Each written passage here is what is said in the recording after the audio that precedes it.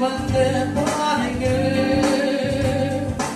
அது முரணானவை. எத்தனையோ சூழ்நிலைகள் நீர் என்னோடு கூட இருந்து கண்ணீர் பாதையில் தொடர்ந்து பண்ணலாமா? வியாதி பற்றி கடன் சுமையில் புதிந்த